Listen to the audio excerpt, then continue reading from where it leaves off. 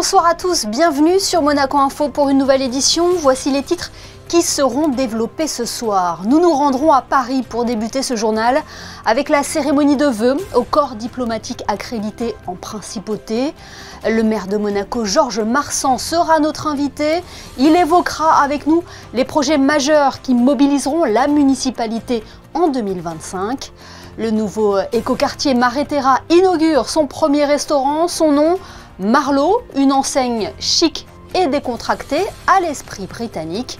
Et en fin de JT ce soir, nous recevrons Emma Becker, écrivaine à succès qui a sorti à la rentrée son 6e roman. Elle était l'invitée des rencontres philosophiques de Monaco pour parler d'amour, de désir et de sexualité. Prenons la direction de Paris pour débuter ce journal. Ce midi, la cérémonie de vœux au corps diplomatique accrédité en principauté s'est tenue dans le 16e arrondissement de la capitale française en présence d'Isabelle Béraud-Amadei, ministre des Relations extérieures et de la coopération, qui, comme vous le savez, occupe également les fonctions de ministre d'État par intérim. Cette cérémonie a permis de rassembler l'ensemble des ambassadeurs représentant Monaco à l'étranger pour évoquer l'avenir de la principauté et échanger sur différents thèmes. Justin Hadel et Jérémy Henry. Ils sont nombreux à avoir répondu présent. Une centaine d'ambassadeurs et personnalités diplomatiques accrédités en principauté, en résidence pour beaucoup chez nos voisins français. L'ambassadeur de Monaco en France ainsi que le directeur des relations diplomatiques et consulaires reçoivent l'ensemble des invités avec Isabelle Béraud-Amadei. Comme chaque année, ces vœux ont une importance particulière pour les relations internationales. Monaco entretient des relations diplomatiques avec 161 pays et 132 ambassades sont accréditées actuellement. Donc on est ravis de retrouver tous ces ambassadeurs pour pouvoir échanger avec eux, leur dire aussi évidemment toute l'importance que la principauté attache à développer, à renforcer nos liens d'amitié avec les représentants de ces différents pays. Pour l'ambassadeur de Monaco en France, c'est surtout une double opportunité, celle de retrouver ses confrères et consoeurs, mais aussi représenter le territoire monégasque. La majorité des ambassadeurs qui sont accrédités auprès de son Altesse Sérénissime le Prince Souverain le sont depuis leur résidence à Paris. Donc j'ai la chance de travailler à double titre avec eux en tant que collègue ici en France, mais également en étant partenaire de Monaco qui est sur place à Paris avec eux. Donc on a vraiment des liens très privilégiés, on se voit très régulièrement, presque tous les jours. Donc c'est très facile après de développer des liens qui peuvent également satisfaire Monaco. Je suis heureuse de vous accueillir aujourd'hui afin de vous adresser les meilleurs vœux du gouvernement princier pour cette année 2025. La prise de parole d'Isabelle Béraud-Amadei permet de préciser les moments décisifs de l'année à venir pour la principauté. Un discours suivi attentivement par les invités. Tous prônent un message de paix dans le monde. Pour de nombreux ambassadeurs, cette cérémonie de vœux ne pouvait se tenir sans leur présence. Nous sommes ravis d'être là, d'accompagner cette cérémonie des vœux et de pouvoir exprimer aussi nos meilleurs vœux pour l'année, pour Monaco et pour le monde. On espère que ce sera l'année de la paix. Nous avons une relation très privilégiée, très particulière avec Monaco. J'ai eu la chance d'ailleurs d'être à la même table lors du sommet de la francophonie récemment que votre prince et ça a été agréable de travailler avec lui. Mon premier ministre était là. Et donc nous avons avec Monaco et avec la France cette relation privilégiée depuis de très nombreuses années. Un moment donc d'échange diplomatique décisif et nécessaire pour tous en ce début d'année 2025. Cérémonie de vœux également à Monaco où le maire Georges Marsan a réuni la presse aujourd'hui sur le Rocher. Il est avec nous en duplex. Bonsoir Georges Marsan. Bonsoir. Cette cérémonie est l'occasion de revenir sur les grandes réalisations de l'année qui vient de s'achever. Que peut-on retenir de l'année 2024, monsieur le maire ? Alors moi, je peux retenir surtout nos jumelages, puisqu'on a fêté les 15 ans du jumelage avec Luciana, les 60 ans du rapprochement avec notre premier jumelage, notre première ville qui est Ostende, et bien entendu, toutes les fêtes du jumelage de 2023 avec la commune de Dolceac, où nous avons eu beaucoup de manifestations sur le plan culturel et même sur le plan des sports tout au long de l'année. Donc ça a été vraiment très important important sur le rapprochement et sur la continuation de l'activité avec ces communes. Après 2024, moi je reviens quand même sur la foire attraction et bien sûr sur le village de Noël. Le village de Noël qui, certes, a bénéficié de mètres carrés d'espace en plus sur la partie Est. On a gagné pratiquement 20% de surface. Nous avons eu une température plus que clémente. Néanmoins, ça a provoqué, entre guillemets, une fréquentation de plus de 30%. On a battu tous les records avec des passages. On est passé à 600 000 passages sur un mois, ce qui est énorme. Et c'est vraiment le plus grand succès du village de Noël depuis sa création il y a une vingtaine d'années. Une année qui se termine en beauté. Nous allons à présent feuilleter ensemble les grands dossiers qui attendent la mairie de Monaco pour cette année 2025. On peut commencer par l'un des plus importants, la médiathèque de Monaco, qui déménagera à l'îlot Pasteur. Il est promis à être un bel écrin culturel. Oui, ça va compléter l'offre culturelle de la principauté. Dans la médiathèque, encore une fois, elle a un rang, c'est la médiathèque de Monaco. Elle portera le nom de son Altesse royale, la princesse Caroline. On aura un très bel outil. Cette médiathèque, on l'attend depuis de nombreuses années. Il y a eu beaucoup de retard. Aujourd'hui, on a vraiment ce qui se fait le mieux dans ce genre d'établissement pour le public, puisque la médiathèque aura 2000 m², 1200 m² d'espace pour le public, donc cafétéria, atrium, des lieux pour les étudiants, pour la population. Donc c'est vraiment un très bel outil et on continuera bien évidemment à faire tout le cinéma, les expositions, les conférences. Donc ça va être un outil culturel très important pour la principauté. Autre grand chantier que les Monégasques suivent avec une grande attention, c'est celui du marché de la Condamine. Où en est ce projet d'évolution ? Aujourd'hui, le marché de la Condamine, on nous a imposé, c'est tout à fait normal, on a d'autres normes, contraintes techniques, donc on était obligé de le refaire et on en a profité pour écouter la population monégasque, puisque nous avons fait un sondage, les commerçants, pour savoir comment on pouvait améliorer le fonctionnement de ce marché, parce que le marché, évidemment, c'est le cœur populaire de la principauté. Toutes les générations y vont et ça marche très bien. Donc c'est vrai que la population, au départ, ne comprenait pas pourquoi on devait faire des travaux. On a des normes techniques à respecter, mais on en profite pour améliorer l'outil de travail pour les commerçants et pour offrir une offre beaucoup plus large pour la population monégasque et pour nos visiteurs. Donc beaucoup de travaux. L'année 2025, aujourd'hui nous faisons les études. Nous allons déposer des permis. L'année 2026, les commerçants vont aller sur la place d'Armes. Les commerçants et les revendeurs, il y aura des barnums pour mettre les tables léchettes. Tous les commerçants seront là.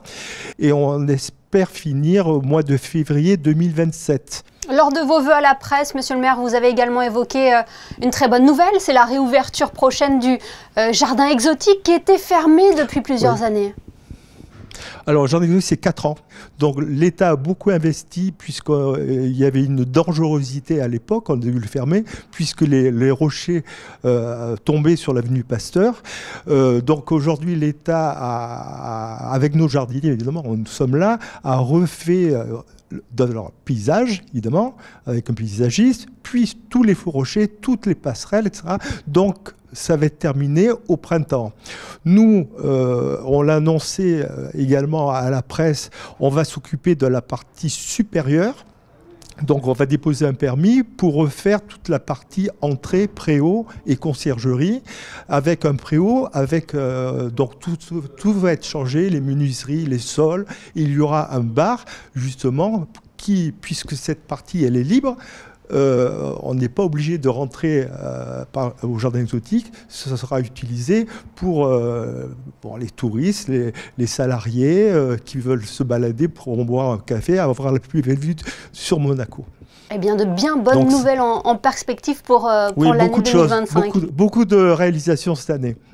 Merci beaucoup, Monsieur le maire, Georges Marsan, d'avoir été notre invité ce soir et belle année à vous. Merci, bonne année à vous tous.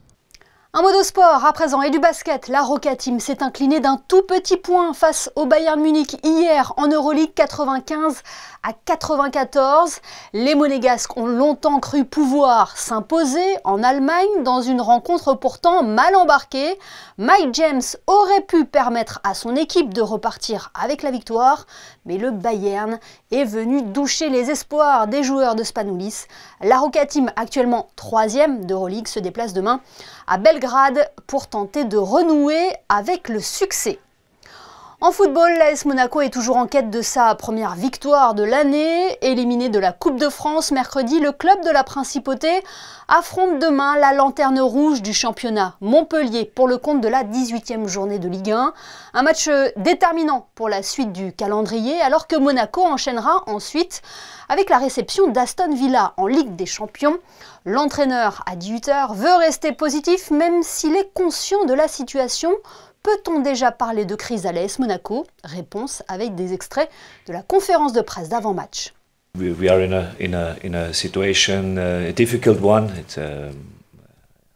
You are right, but I never use this word because crisis for me in life it's nothing to do with sport.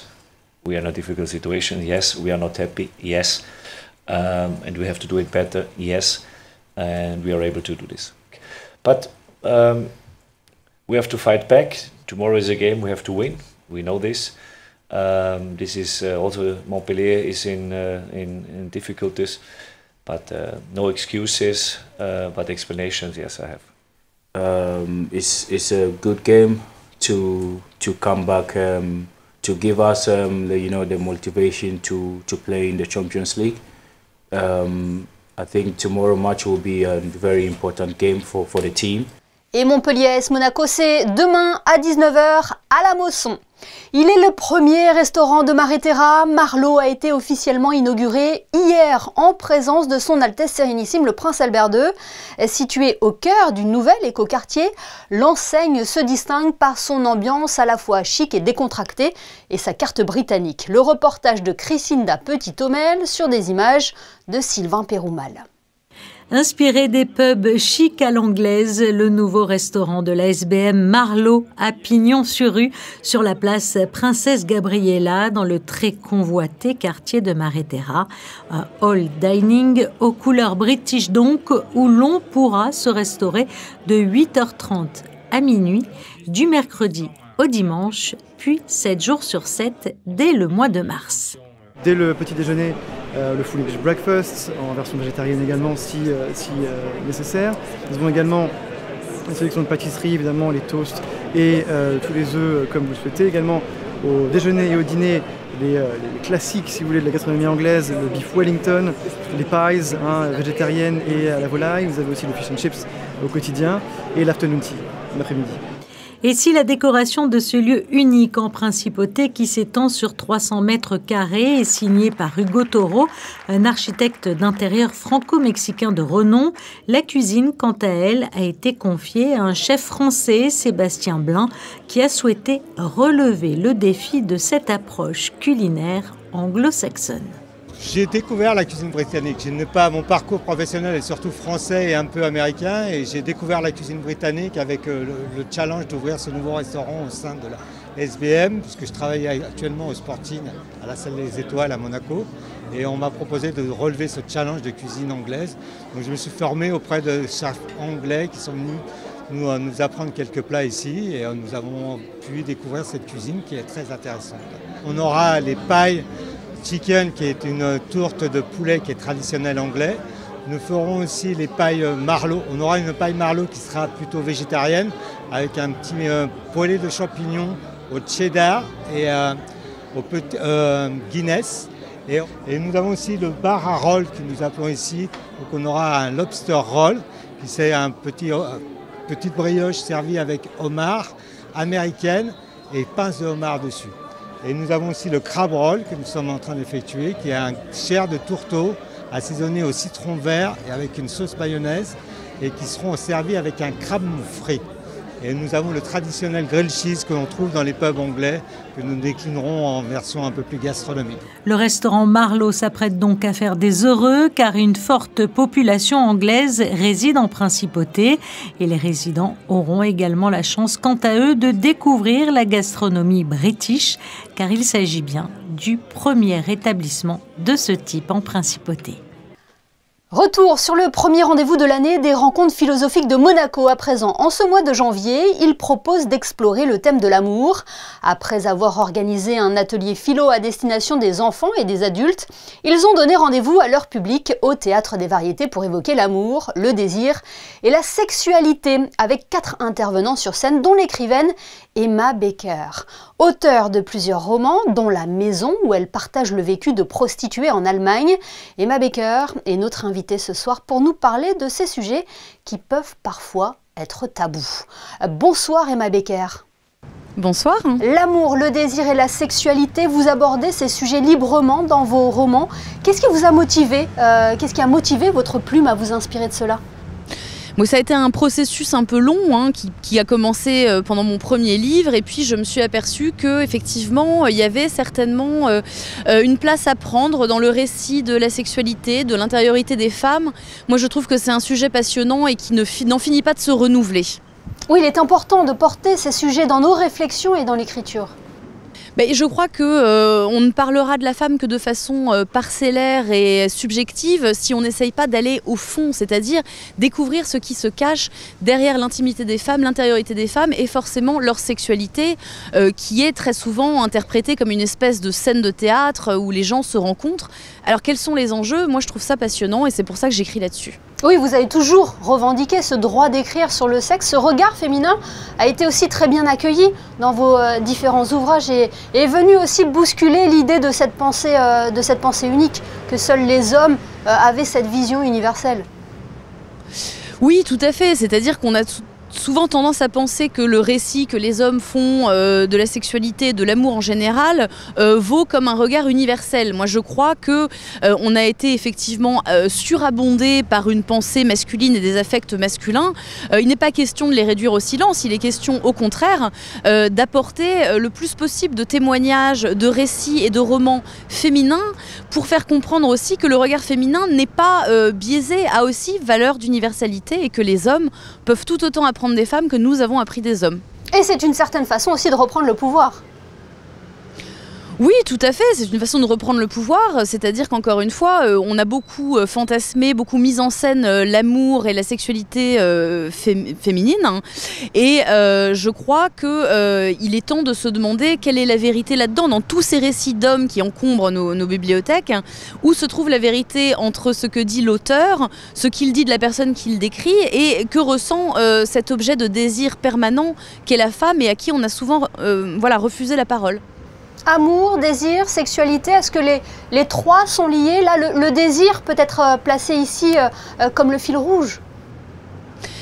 Le désir est mon fil rouge à moi parce qu'il m'a toujours semblé que la sexualité était décrite aux hommes comme quelque chose de très simple, de très solaire, véritablement un hobby, et qu'on en a parlé aux femmes de façon volontairement très complexe, très brouillonne, parce qu'on faisait des femmes une sorte de continent noir, quelque chose de trop compliqué, ça valait pas la peine de s'y pencher.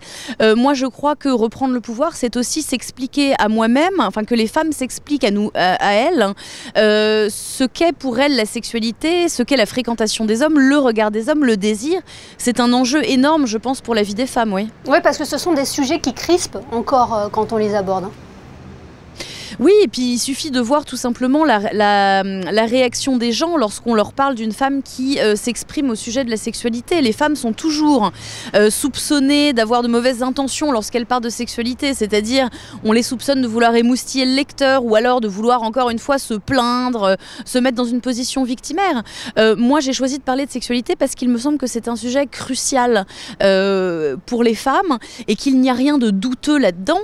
Il faudrait que la sexualité puisse devenir devenir pour nous un hobby, quelque chose de simple et de solaire. Et on n'y arrivera que d'une manière, c'est en parlant. Eh bien, merci beaucoup Emma Becker d'avoir été notre invitée ce soir. Et on le rappelle, vos ouvrages sont à découvrir chez tous les bons libraires, dont le dernier paru à la rentrée, Le Mal-Joli, aux éditions Albin Michel. Merci beaucoup. Merci. Après vous avoir mis l'eau à la bouche tout à l'heure avec le restaurant Marlot, continuons avec les ateliers gourmands organisés à l'occasion de la semaine du goût. Les écoliers de la Principauté ont mis de côté aujourd'hui leur stylo et leur cahier pour éveiller leurs papilles et s'initier à une alimentation équilibrée. Plus de détails avec Vanessa Dessy et Thomas Deus. Cette année encore, la Semaine du goût a pris ses quartiers à Monaco, offrant aux écoliers une plongée sensorielle au cœur de la gastronomie. Les jeunes élèves des établissements scolaires monégasques ont eu l'opportunité de découvrir, goûter et apprendre autour de la diversité culinaire, guidés par des chefs de renom et des experts du goût. Nous avons fait 8 ateliers, 3 ateliers toujours sur le même thème, sur le chou rouge et la grenade, animés par les élèves du lycée Régnier 3 qui nous ont fait un travail extraordinaire. Après, nous avons 2 ateliers de Monaco Goût et Saveur, un animé par moi-même et avec Hervé Demain qui va se permettre de faire le sorbet à la grenade à la minute devant les élèves. On a Terre de Monaco qui fait la présentation de la culture du chou rouge et de la grenade, et notre artiste peintre Claude Gauthier qui va leur apprendre une esquisse de dessin sur le thème du chou rouge et de la grenade. L'initiative soutenue par le gouvernement princier vise à éveiller les enfants aux saveurs, aux textures et à la richesse des produits. Les élèves ont pu manipuler les ingrédients, participer à des dégustations à l'aveugle et même concocter leurs propres plats. On va commencer donc par le salé. On a fait un houmous avec du chou rouge. Donc c'est la même base qu'un houmous traditionnel. On y a rajouté donc effectivement ce chou rouge qui va apporter un petit peu d'acidité, un peu de fraîcheur aussi. Et ensuite on a fait une salade, alors comme la salade coleslaw qui est une salade new-yorkaise avec du chou blanc, on a donc changé, on a mis du chou rouge et on l'a râpé un peu très très fin de manière à casser un peu la fibre du chou et puis avoir une texture peut-être un peu plus facile à déguster pour notre jeune public d'aujourd'hui. Ensuite, sur le sucré, on a fait des muffins avec de la grenade et du chocolat. Je pense que ce sera plus facile avec le chocolat pour la dégustation. Et ensuite, un cake qu'avec de la grenade et un peu de vanille. Les enfants semblent conquis par l'opération. Curieux et enthousiastes, ils ont découvert avec émerveillement les saveurs du chou rouge et de la grenade. On va manger de la grenade et du chou rouge. On dirait qu'on est dans un restaurant, c'est tellement bon que j'ai envie de tout manger, tellement c'est bon. J'ai envie de rester ici jusqu'à moins tard. Aujourd'hui, on fait le chou rouge avec la grenade. C'était bon. J'ai appris que quand on n'a pas goûté quelque chose et on croit qu'on ne va pas l'aimer, on ne peut pas savoir si on n'a pas goûté.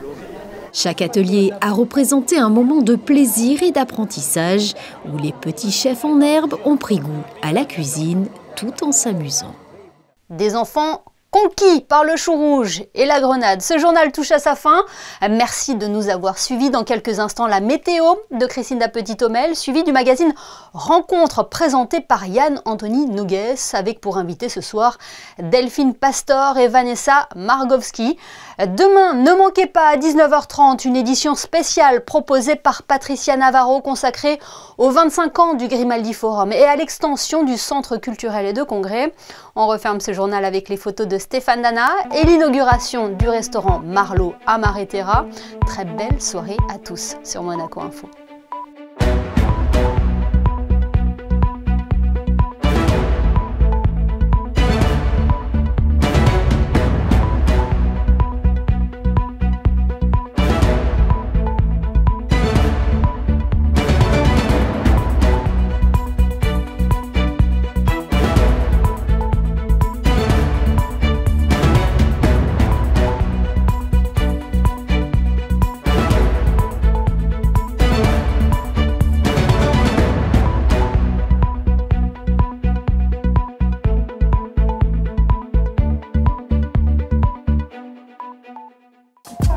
Retrouvez la météo avec Maya Bay, le restaurant référence thaï japonais de Monaco. Bonsoir à tous. Et bien demain, la météo sera au beau fixe, du soleil le matin, du soleil l'après-midi, des températures douces puisqu'elles seront comprises entre 4 et 14 degrés. Et puis sinon demain, il s'agira de la Sainte Roseline. Alors la légende raconte que durant sa grossesse, sa mère a eu une vision comme quoi elle accoucherait d'une rose sans épines et que le parfum de cette fleur se répandrait dans toute la région. C'était la météo avec Maya Bay, le restaurant référence thaï japonais de Monaco.